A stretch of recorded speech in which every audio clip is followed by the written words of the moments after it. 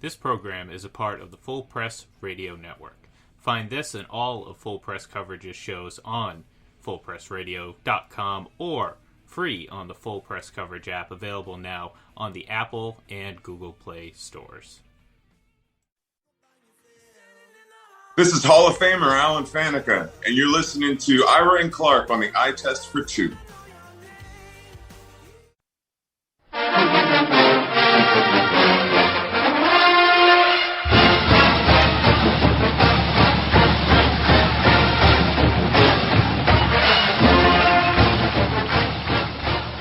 Yes, this is the Eye Test for Two podcast, and that is the Baylor University fight song. I'm Clark Judge. I'm Ira Kaufman.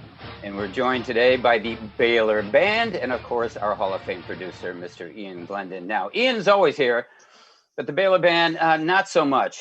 But this is a special occasion because they're introducing today's special guest. That would be columnist John McClain, who covers the Houston Texans for the Houston Chronicle, and who went to Baylor University, the upset winner over previously unbeaten Gonzaga in last night's NCAA men's basketball tournament championship. Now, we're going to get to John in just 1 minute, but first, a couple of things, guys. Ira, Eamon, I noticed that Tampa Bay coach Bruce Arians got a Super Bowl tattoo last week. Got a Super Bowl tattoo. So, Ira, my question, when are you getting yours? Well, I think the bigger question is, where the hell did he get it? Now, I've talked to Arian since then, and I don't have the guts to ask him where. I think it's on his shoulder, but you can't really tell, Clark. So you it can't could tell be somewhere else. If I'm going to get a tattoo, it's going to have my wife's name on it. And that is the political answer, Clark. And you and John know that's the only answer. That's correct. Politically correct and very smart. Ian, I know you're more a TB12 fan than you are a Bucks diehard, but you getting one? I'm still working on the full face of Tom Brady on my back. That might be a little ways away. I'm still trying to get a little bit bigger so there's more room because, there's a lot of Super Bowls to fit in there. You get a full face of Tom Brady, and that might help your social life. Yeah. Okay, let's move from the sublime to the hilarious. Did you guys see Aaron Rodgers last night on Jeopardy? He's doing it for 2 weeks as a guest host. Ian, did you or Ira see him? I did not. I did not. I did. I was curious. Okay. Well, as you know, he's the fifth guest host for Jeopardy. And the last question last night in Double Jeopardy had to do with daytime TV personalities. And the clue was, accepting a Lifetime Achievement Emmy, he said, quote, just take 10 seconds to think of the people who have helped you become who you are.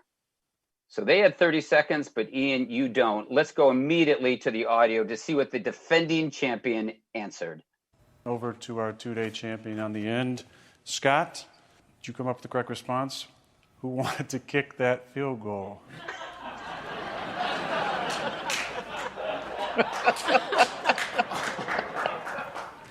That is a great question. Should be correct, but unfortunately for this game today, that's incorrect, and you're going to lose 0. Thank you for that, and congrats on your 2-day win streak. So that is hilarious. It is hilarious. You know the answer? Do you know the answer to that one? I would say Phil Donahue, maybe. Okay, Ian does know the answer. Ian, tell him. Actually, I do not know the answer because I wasn't paying attention after that. Oh, okay. It's Mr. Rogers. It was Mr. Rogers. There you go. Anyway, I thought it was hysterical. But Ira, I've got one more for you. One other question for you. Which Hall of Fame voter knows more about the Houston Texans, the Houston Oilers, the Houston Astros, you name it, anything Houston? He knows more about than anyone on this or any other show or planet. And the answer is? My cousin lives in Galveston, and he thinks he knows about it, but he's way in the distance from our guest today, who, Clark, I think you'd agree. He kind of defines what a great beat writer is, and that is he knows what's going on in that organization before they do it, and he tells his readers, and that's the way you do it. Absolutely. Now I'm looking for an answer. Tell me his name. Can you say his name? John McClain. Can you John say his McClain. name? John McClain. You are correct. It's Houston Chronicle columnist, Baylor grad, and longtime friend John McClain, who may not be the lone star of Texas, but I'll tell you what, he's certainly one of them. He's here with us today. And John, anything happening with you, the Texans, Baylor Bears, that we should know of? First of all, thank you for having me, Clark, Ira, and Ian. I appreciate it very, very much. I'm a little hoarse from my celebration of Baylor winning only the second national championship in men's basketball in our state's history to the 1966 Texas Western team that beat the first all-black starting team that beat the all-white University of Kentucky coached by Adolph Rupp. Also only the second men's championship in Baylor's history. So I've been celebrating that all night because I remember as a Cub Scout when I was 8 years old going to my first Baylor football and basketball game. So I've been very passionate about those teams with my school. And thank you guys for having me. And bear with me on my hoarseness. Did you see that coming? Absolutely not. I thought Gonzaga would win. I thought Baylor had a chance to reach the Final Four. The team was great last season, didn't get a chance to win it all, of course, because of COVID-19. They returned all but one starter and two of their top 8 players, had a good bench. Scott Drew's a good coach, but I picked Gonzaga before the tournament, picked Gonzaga before this game. I was stunned at the decisiveness, the thoroughness. Baylor beat them in every way possible to win 86-70, and I don't think anybody saw that, including the most diehard Baylor fan. John, I'll mention something here that I mentioned on the show last week. You could have had a double championship there, except for our UConn Husky women. And of course, the officials had a little bit to do with it, but they stopped your Baylor women in the Elite Eight. And it was a great game, but that was a terrific game. I love the women's tournament, love the men's tournament, but I loved watching the Baylor team. Honestly, I thought they might be the best team in the tournament. I love watching the women because they've won 3 national championships. And back when all our the main sports were terrible, Kim Mulkey was winning those titles and coming close on other ones. And all the Baylor fans, of course, went ballistic because they didn't call a foul on the last shot. And as I said on my 2 talk shows a week I do in Waco, I said, hey, hit your free throws. Don't turn it over. Shouldn't come down to one shot. But I thought going into the tournament, the Baylor women had a better chance of winning the title than the Baylor men. And the only thing better would have been, I told my wife, I would love to have been in San Antonio for the women or Indianapolis for the men. But before the tournament, if I had a choice of picking one, I would have picked San Antonio, not because it's closer, but because, like you, Clark, I thought the Baylor women had the best chance. John, I see the hat you're wearing. First, I want to say that your Texans can learn a little bit about smothering defense from the Baylor basketball team. That's number one. Number two, John, this is a Hall of Fame centric show. You are a very respected voice in that room. Keep it short, John, but I'm going to give you a chance to give a couple of thoughts about a guy that I can't believe is not in the Hall, which is Bud Adams, and I know near and dear to your heart.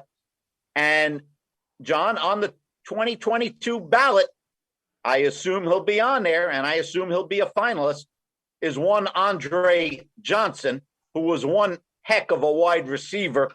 Some quick thoughts on both of those guys, John.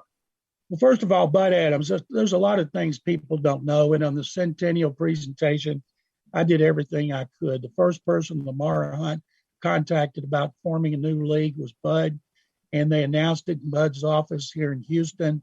Bud did a lot of things, helped loan money to teams to keep them afloat. He traded the rights to Joe Namath to the Jets for Jerry Rome, basically to save the New York franchise and basically to save the AFL. We always say, can you write the history of the pro football without this person? You cannot. With Bud Adams, he first hired an assistant black general manager. He recruited players and signed them from the Southwestern Athletic Conference. There was a lot of things Bud Adams did back between the first interest with Lamar Hunt in 58 when they were introduced by Lamar's older brother, Bunker. And both of them had tried to buy the Chicago Cardinals. And the Bidwell family told them no. And that's how it came about. And there was a time at one point where Al Davis said he wanted to start signing the NFL's free agents. Lamar said no. And Lamar said, okay, Al's on that side of the table. Anybody that wants to start signing the NFL's free agents, which means they really went to war, stood over there with Al. And Bud went over there and sat with Al. And they immediately started pursuing the NFL's free agents. And then there was a merger shortly after that. But you very seldom see anybody give Bud Adams credit for that. As far as Andre Johnson, I covered every one of his games. When he retired, and these are some things I'll use in the presentation, when he retired, there was only 2 receivers in several important categories, and it was either Jerry Rice and Andre Johnson or Marvin Johnson and Andre Johnson that did that. And he played, unlike Marvin, he didn't play with a great quarterback. Unlike Jerry Rice, he didn't play with 2 great quarterbacks. He played with a bunch of average Joes and some below average. You know, John, 3 times he led the league in receiving yards per game, and that to me is a key statistic. John, let's talk about the Texans for a second. Their first draft pick, John, later this month, that doesn't come till number 67. Their second pick, 109.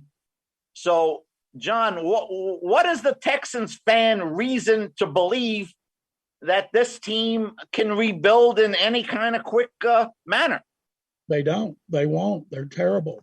This time next year, there's a good chance they could have the first pick in the draft. They got to hope that somebody like Joe Burrow or Zach Wilson develops next season in college that makes it an easy choice, because right now we don't see a Trevor Lawrence in college football where it's a gimme to make that pick. Deshaun Watson, because of all his legal issues and because he wants to be traded, I don't see him playing here. The plan was to trade him before the first day of the draft on April 29th. 6 teams were seriously interested. They were going to start those negotiations sometime after April 1st. They thought they could get 3 1s, 2 2s, a defensive starter in the line or a cornerback, and they might ask for more, because when you have 6 teams bidding, no telling what you could get. You see what the 49ers paid to move up to the 3rd spot. What would they have done if they had a chance to get Deshaun Watson, coming off a great season in every statistic, 25 years old under contract, $10.5 million this year, and under contract through 2025. And then he started with a lawsuit, 22, as we record this. And so I don't think this will be settled anytime soon. A legal complaint's been filed by a woman, and then the NFL is investigating, and teams have put it on hold. Meanwhile, teams are making moves, San Francisco and Carolina, who are the teams that really wanted him. They've moved in position. They have other quarterbacks. And once this draft is over and 5 teams take quarterbacks in the first round, they're not going to get anywhere near what they thought they could get for him because of the legal issues. They let his favorite receiver, Will Fuller, go. They cut his red zone target, tight end Darren Fells. They've brought in 33 new players in free agency or in trades. The only one to sign more than a 2-year contract is a punter. So a lot of those guys won't be on the final 53. But I look for this team to be terrible on both sides of the ball. Right now, the starting quarterback is Tyrod, not Tyrod, but Tyrod Taylor. And the backup is Ryan Finley. And maybe they'll compete to be the first 0-17 team. We're with John McClain, Hall of Fame voter, John McClain of the Houston Chronicle on the Eye Test for Two. And John, let's get into the Deshaun Watson story. As Ira said, nobody knows that team better than you, and you often tell us what's going to happen before it actually happens.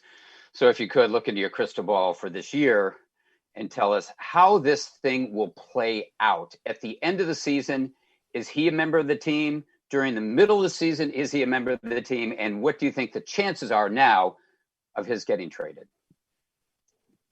First of all, in January, they said they weren't trading him. And then when new coach David Culley finally got to talk to Watson on a Zoom call a few weeks ago, and he told Watson how they wanted him to be the centerpiece of their rebuild, and how much they loved him. And Culley was fired up about working with him. They brought back offensive coordinator Tim Kelly, who Watson wanted back. They hired Pep Hamilton, one of the best quarterback coaches in the NFL. And Watson explained he didn't want to be back, and he wasn't going to come back, and he was going to sit out, and he's willing to risk millions of dollars. Now, if they didn't trade him before the draft, which they would have before, and say they were going to trade at the trading deadline to a team that maybe lost the starting quarterback for the season, then he would have had to report by the trading deadline. If not, to keep his contract from tolling, he would have had to report in December. And so I never expected him to play. And he was adamant about being traded. And I don't think his legal issues all of a sudden change his mind about being traded. He has never spoken on this subject. Nobody has on the record. All sources close to Watson usually leak to the national media. And the team is going to be terrible. I can't imagine he would change his mind and want to come back when he sees all the changes that have been made in personnel and on the coaching staff, including some guys that he liked. So I don't see anybody trading for him before the draft on April 29th. So then he sits out. If he misses camp in preseason, I think it would cost him about $3 million. If he were to sit out the whole season, which I don't think he would, because then the contract he'd make $10.5 million instead of $35 million in 2022. He could report late with a back injury and not play. But there's so much uncertainty with the legalities. You have 22 women who say they were sexually assaulted by him in their lawsuits. They all tell a similar story. We have all those lawsuits on our website. Our sports website is texassportsnation.com. And I've read every one of them, and they're like, wow.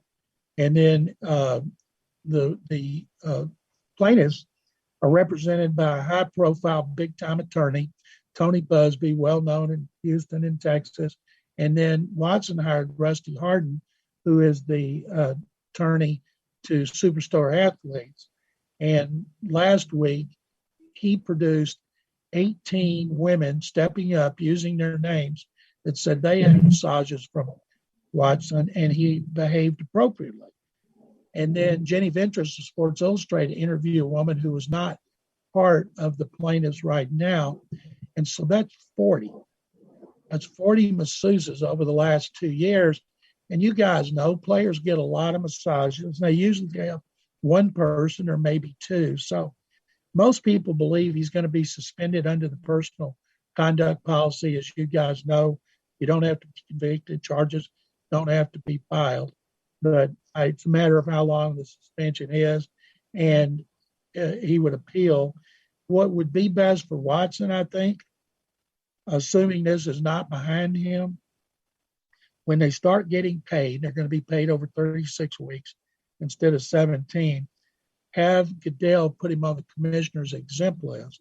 That way he would still get paid and he couldn't play while the investigations continue. Because if he's not on the commissioner's exempt list and he stays out, it's going to cost him millions and millions of dollars. So we are far from knowing the outcome of this.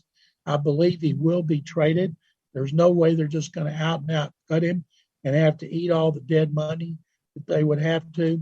I know this, teams will lowball him. And when you only have one team interested or one or two, it's certainly not like it would have been before the draft when you had 6 teams seriously interested in him. John, I know you told us about what the market was before all these allegations happened. What do you think the market would be next? Clark, I think that depends on who's doing the looking. What if let's see, Miami has Tua Tagovailoa as its quarterback, and they're pretty good again and think they can go to the Super Bowl, but Tua is not great.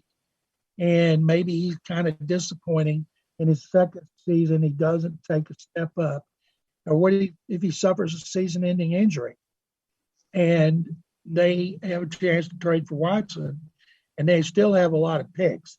I could see a team like that. The Jets will draft Zach Wilson, so if something happens to him, they're not all of a sudden going to trade for Deshaun Watson. I almost think Nick Caserio, instead of trying to get 3 1s and 2 2s and a defensive starter from the Jets, ought to call them up before the draft, even though nothing will be settled, and say, hey, would you swap that number 2 pick for Watson? That way they could draft Zach Wilson and get on with their rebuild. Don't know if the Jets would do it. What we do know, guys, is at some point this will be behind Watson, and he'll be a great quarterback. He's 25 years old. You know, people don't talk about Ben Roethlisberger's legal problems. They don't talk about when Michael Vick came back from being in jail for killing dogs, and then Zeke Elliott. Nobody talks about it anymore. Eventually, it'll be behind Watson. His reputation will always be tarnished, but he'll be judged more on the field because you guys know how fans are. Remember when Leonard Little drove drunk and killed grandma, was suspended, came back, went to the Super Bowl, got cheered by sellout crowds with the Rams. So a team may think, you know what, I will take this on if the owner lets them.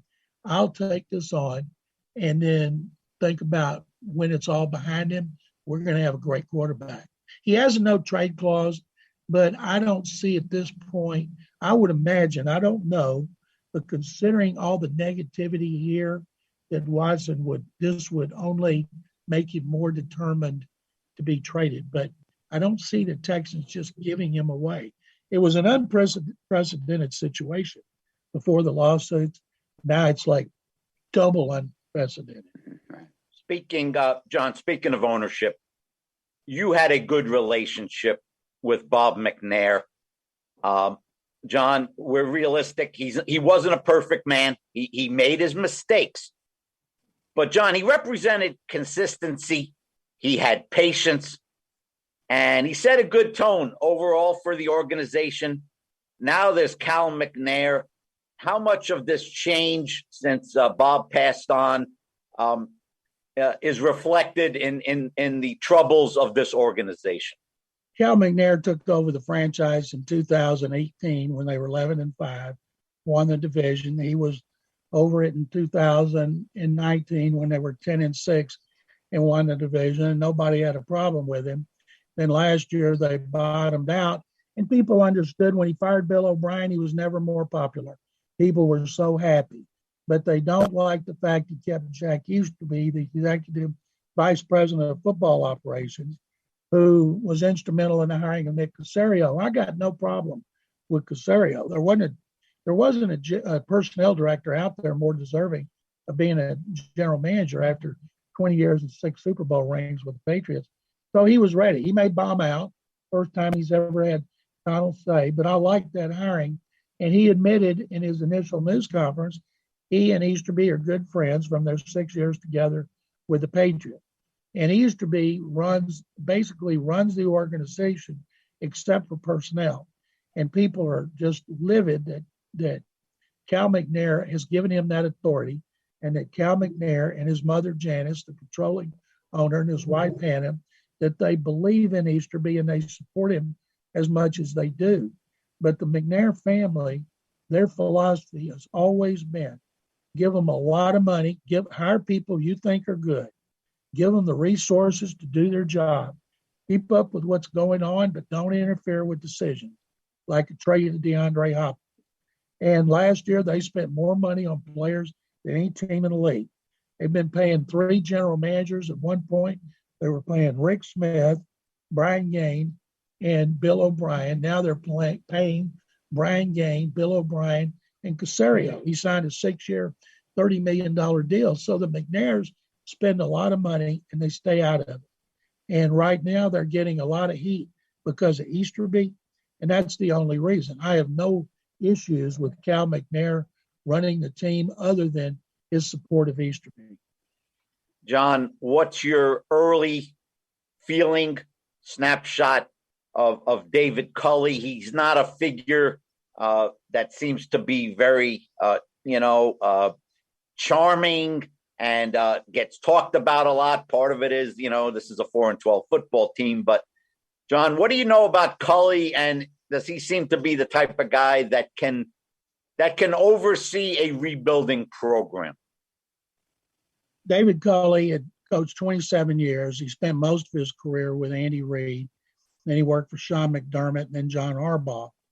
Cal McNair said the first time he heard of Culley was when Nick Caserio brought him up, when he and Easterby flew on the McNair's plane to Bedford, Massachusetts, to pick up Caserio to bring him back here for his official interview. And McNair did that because this was the third time they had pursued Caserio. The first two times were rebuffed by the Patriots, and he never spoken to him. So he thought on the plane he could have, 3.5 hours to talk to him. And that's the first time he'd heard David Culley as a coaching candidate.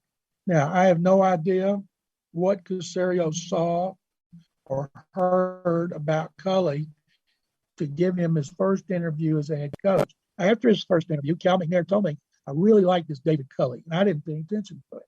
I said, that guy's got no prayer. And when it came down to him and Leslie Frazier coming to Houston, I thought, sure, it would be Leslie Frazier.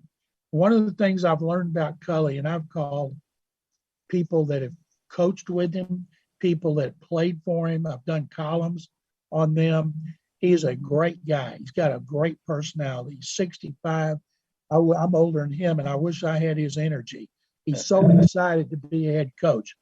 Players like Robert Griffin III was with him in Baltimore, talked about him a lot, how he was behind the scenes with the players, the way he had their back, the way he communicated with them, the way they knew exactly where they stood. He didn't BS them. But he also, as the others were, very, very happy he had a chance to finally be a head coach. And, of course, this is going to be his only opportunity. He's got a terrible team. He's going to be the face of the franchise. He's my 13th head coach here, and I've never seen him get less attention because right after he's hired, then the Watson thing dominates everything. And then Caserio makes 33 personnel moves, which I've never seen anything like it. I'm sorry. He brought in 33 new players, and counting ones he got rid of, it's like 45. I've never seen that. So Culley has just hadn't got much attention. And they've been very bad about making people available. He's been available once since his initial news conference in January. Caserio has done an interview with a radio station and Albert Breer since his introductory the first week of January. So we haven't been able to talk to him. So they've not done the best job of making people available. But so far, everything I know about Culley, I like. As far as coaching, he's coached receivers, he's coached quarterbacks. One reason they wanted Tyrod Taylor, he coached him. He was a quarterback coach in Buffalo when they went to the playoffs. Taylor led them to the playoffs where they lost at Jacksonville. And Pep Hamilton coached Taylor last year. And then Caserio watched him twice a year for 3 years as starter at Buffalo. And when Culley said, I would like to sign Tyrod Taylor, then Pep Hamilton was on board, and so was Caserio, and they did it.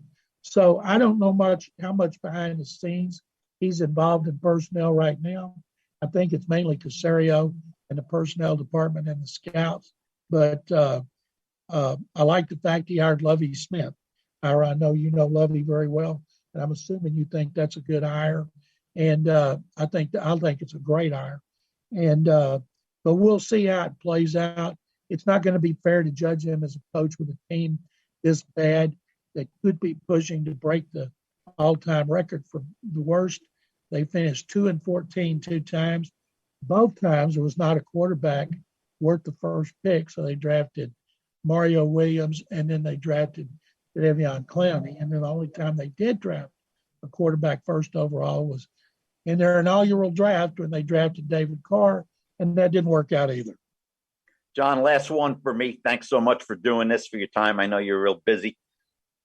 John, what do you foretell this fall? Suppose they open up NRG come one, come all. You can come in. Masks are optional. We don't know what the scene will be in September. But, John, if they open it up, who's going to show up? What's the feeling from Texans Nation right now? Until last season, when every team had to sell, had to sell reduced capacity, Texans had sold out every preseason game in history. And the driving force behind that was their team president, Jimmy Roots. He could sell, icicles to an Eskimo. And Jamie done a tremendous job. He resigned because he didn't want to work with Jack Easterby. Easterby was starting to try to interfere with what he was doing, overseeing the business side of the organization. So he's gone, and they promoted his longtime assistant, Greg Grissom. He has got the toughest job in the organization because he's got to try to sell a team that fans don't think is going to be worth a darn. They don't like the way they're run. They don't like Jack Easterby being in there. And I know a lot of my friends who've dropped their season tickets. Some of them rolled them over from last year and now wish they hadn't. But it's not – I don't think the NFL is going to be like the Texas Rangers. They let everybody in last night, their stadium, because our governor told them they could. The Astros are only doing 50%. I would imagine in the NFL, they're going to start it off at a percentage and work their way up.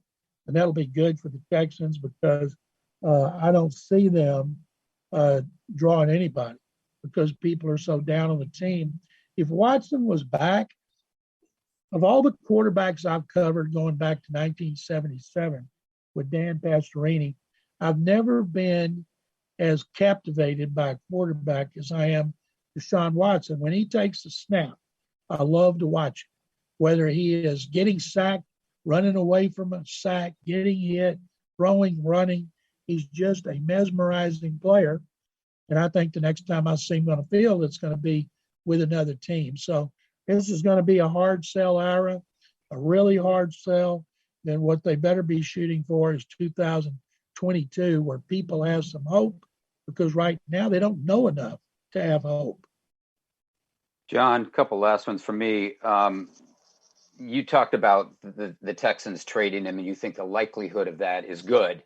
But we had Andrew Brandt on here a couple weeks ago and asked him about the situation. And he said, listen, if you give in to him, you've got a line of people outside your door, the general manager does, saying, do the same thing for me. Get me out of here. So this is a precedent. And he said, for that reason, I don't think they'll move him. But he said they probably will, but I don't think if I were in that position, I would, because of the implications for the rest of the team.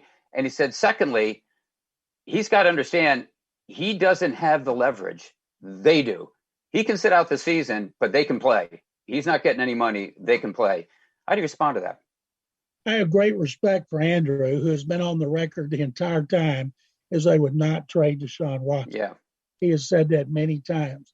And I've had 5 people with other teams tell me they can't trade Watson. They're making it like the NBA, where a few control the many. And I said to each of them, that's easy for you to say because you don't need a quarterback. So it's easy for anybody to say who's not in this situation. As far as other players lining up and saying, I want out, let them. What other players do they have where they go, oh, no, they pay a lot of money. Watson, of course, this is, Trent Williams wasn't about money in Washington. His was more, I think, about Bruce Allen. So he set out the entire season. It worked out great for him. Usually money can make a difference, but in this case, money cannot. He's got $156 million contract extension. He got $27 million to sign. That contract kicks in 2022 when he makes a $35 million base. And so it's not about money. But do you say you kept him here and you forced him to come back and he was miserable and he had a bad attitude and he hadn't worked as hard as he usually does? What is the point of having a player miserable at the most important position on the team, the leader of the team, who's been a tremendous leader up to this point, come back under those circumstances? I don't see it happening.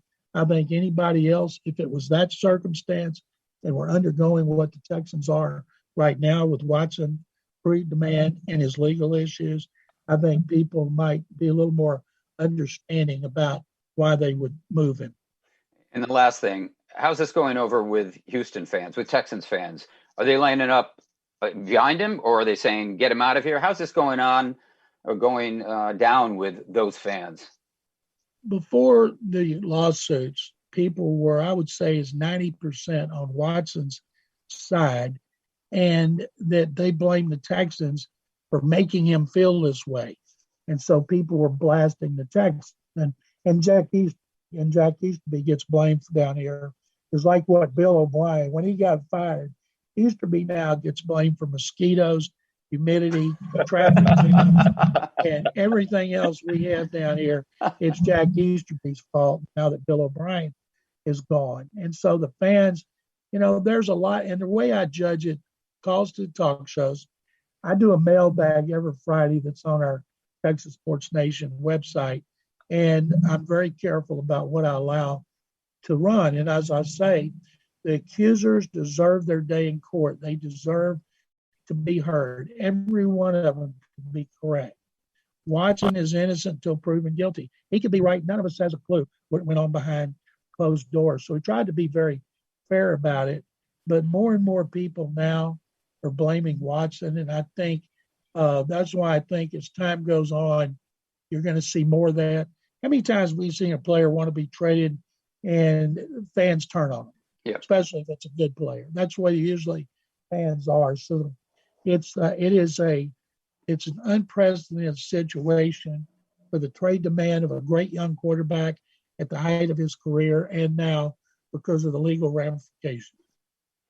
John McClain, thanks so much for the time. And do us a favor, if you could, tap into your Baylor and Waco connections. And if you could send Chip and Joanna Gaines to St. Petersburg to help Ian Glendon with his apartment, please. It needs to be redone. Yeah, I'll put Ian in line. As you can imagine, I just found out my old newspaper there, the Waco Tribune Herald, they're buying the building to put their new headquarters in. Right. And they now seem like they own most of Waco. He had Trey Wingo and RG3 in his suite last night based on pictures I saw, and I'm sure there's a lot more. But I'll certainly pass that on. Clark, Ira, Ian, thank you guys for having me on. I hope you have a great rest of the week. And remember, sick 'em Bears. Thanks, John. Thanks, John. Always a pleasure with John McClain. That was Hall of Fame voter John McClain of the Houston Chronicle and of Baylor University. And Ira, I love hearing from Johnny. He knows that team, as you said, better than anybody. He does our profession proud, Clark. He does. And, you and I, we look around that Hall of Fame room. We see the Dan Pompeys. We see, Barry Wilner in his way in the Associated Press. And Domowitch in Philly. And Clark, it kind of makes you proud of what can be in our profession. No, I agree with you. It does. And there are plenty of others, too. Rick Goslin, you mentioned Ron Borges, and a guy in Tampa, Ira Kaufman. Thank you, Clark. Thank you. That's going to do it for today, but we're going to be back tomorrow. Yes, tomorrow with a guest right here expressly for our producer, Mr. Ian Glendon. So who is it? Well, you're going to have to tune in to find out. So we'll see you then. This has been the Eye Test for Two.